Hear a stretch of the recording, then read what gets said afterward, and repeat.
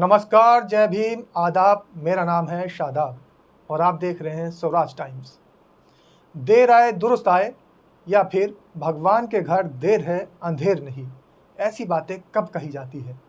जब कोई काम तत्काल समय पर नहीं हुआ और हुआ तो देरी से हुआ, लेकिन वो काम इतना ज़रूरी होता है कि जब देरी से भी हो जाए तो भी देरी उस वक्त में मायने नहीं रखती है। तो आप लोग सोच रहे होंगे कि ये कहावत आज मैं यहाँ स्वराज टाइम्स के दर्शकों को क्यों सुना रहा हूँ। मैं आपको बताऊं कि एक ऐसा फैसला आया है जो दलित समाज के जख्मों पर एक मरहम की तरह है। जी हाँ, भले ही दलित समाज उस फैसले को सुनकर खुशी ना मनाए, जश्न ना मनाए, क्योंकि उन पर जो अत्याचार सालों पहले हुआ था, आज उसका उनको फल मिला है। अब उस फैसले का जो आया है, उस फैसले का आने के बाद में उन दलित लोगों को इंसाफ मिला है। दलितों के खिलाफ एक दशक पहले राज्य के अंदर एक ऐसी घटना हुई जिसने सबको झकझोर के रख दिया था।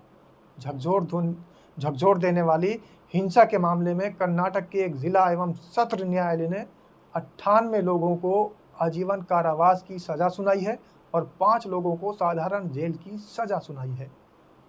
देश में पहली बार ऐसा हुआ है कि दलितों पर अत्याचार के मामले में कोर्ट ने सामूहिक रूप से एक साथ 98 लोगों को उम्र कैद की सजा सुनाई है। कर्नाटक की सत्र अदालत ने दलितों के साथ अत्याचार के मामले में ये सजा सुनाई है। मामला 2014 का है। 2014 में भेदभाव और जातिगत हिंसा के मामले में कोर्ट ने 3 अन्य लोगों को 5-5 साल की उम्र कैद की सजा भी सुनाई है।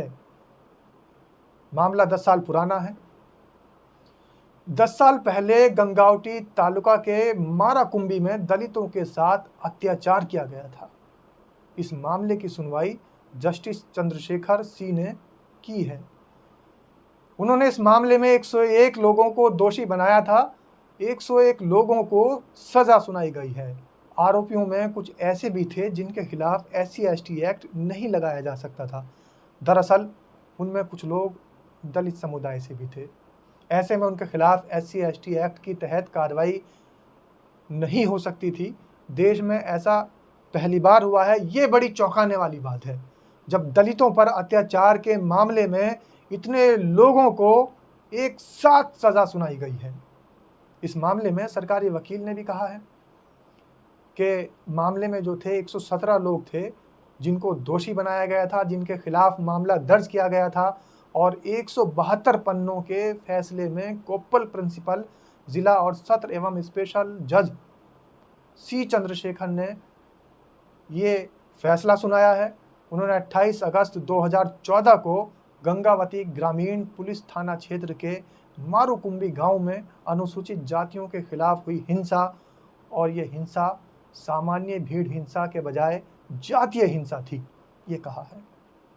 उस दिन मारूकुंबी गांव के रहने वाले मंजुनाथ जब फिल्म देखकर लौट रहे थे तो उन्होंने गांव में रहने वाले कुछ लोगों को बताया कि कुछ लोगों ने सिनेमा घर में टिकट खरीदने के दौरान उनसे मारपीट की। मारपीट बहुत ज़्यादा गंभीर थी। इसके बाद हिंसा और बढ़ती चली गई, आग भड़कती चली गई, और गैर जो अनुसूचित जाति के लोग थे वो अनुसूचित जाति की एक कॉलोनी के करीब एक मंदिर था, वहाँ जमा हो गए। उन्होंने हमला कर दिया और कारोबारी प्रतिष्ठानों को नष्ट कर दिया।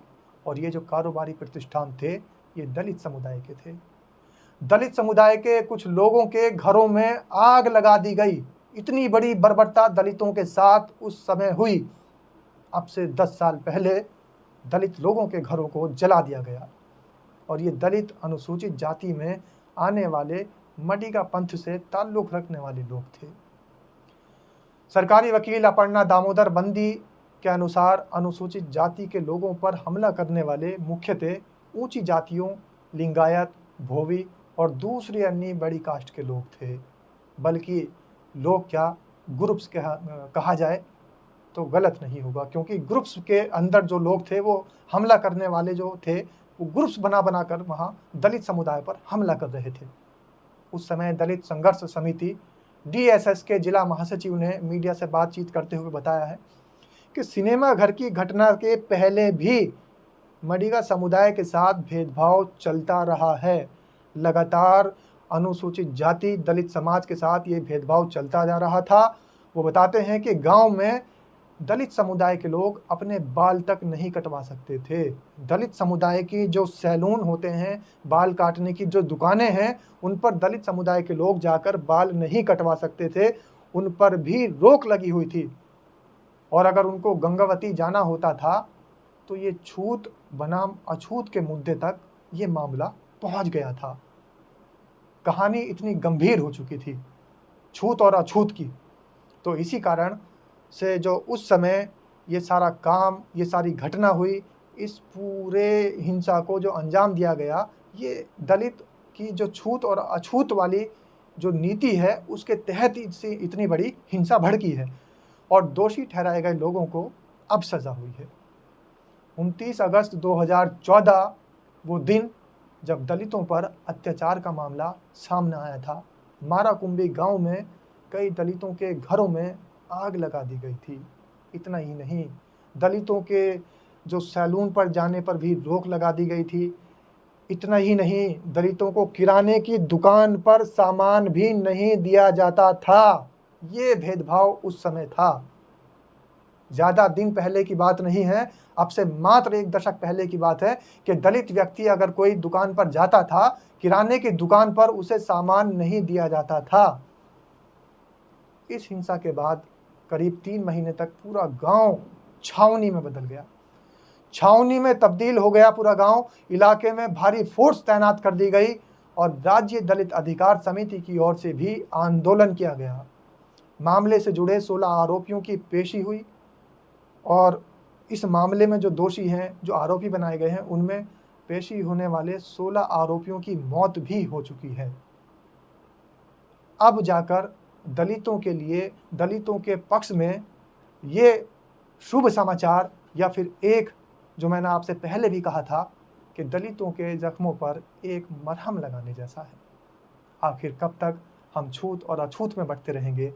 हम आखिर कब तक अनुसूचित जाति और तमाम छोटी जातियों को निचला साबित करने में उनका खून बहाते रहेंगे या फिर इस तरीके की आगजनी, इस तरीके की हिंसा भड़काते रहेंगे? ये विषय सोचनीय है।